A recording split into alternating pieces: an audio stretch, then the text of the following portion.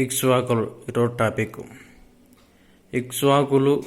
ఇక్ష్వా అంటే చెరుగడ వీళ్ళ వంశం. పురాణాల ప్రకారం 7 మంది ఉండేవారు. శాసనాల ప్రకారం 4. రాజధాని విజయపూరి, అందుకే వీరిని విజయ పురుషులని పిలుస్తారు.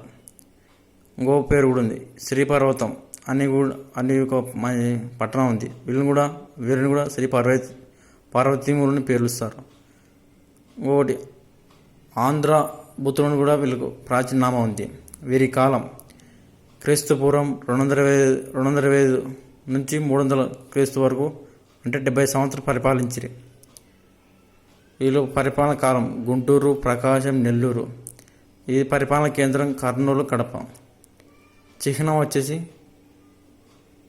ఇది రాజధాని చిహ్నం సింహం. భాష వచ్చేసి ప్రాకృతం, ప్రాంతీయ భాష ప్రాకృతం, దేశ భాష సంస్కృతం. ఇక్ష్వాకులు ఏ ప్రాంత వాళ్ళని చెప్పిన వాళ్ళు పండితులు.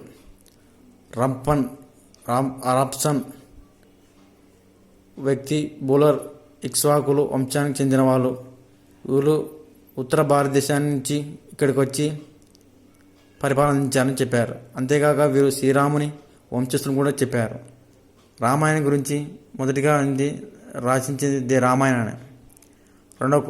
తర్వాత వచ్చి రామాయణానికి మొత్తం 7 కాండాలు, 24,000 శ్లోకాలు ఉన్నాయి. మొదటి రామాయణం గోన బొద్దారెడ్డి రంగనాథరాయణ రచించాడు. పండితులు వాఘేల్ ఇతను ఏం చెప్పాడంటే ఇక్ష్వాకులు కర్ణాటకకు చెందిన వాళ్ళని చెప్పాడు.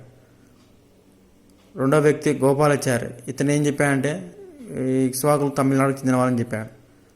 మూడో వ్యక్తి కోల్డ్ వేల్, ఇతను ఆంధ్ర ప్రాంతానికి చెందిన వ్యక్తి అని చెప్పాడు.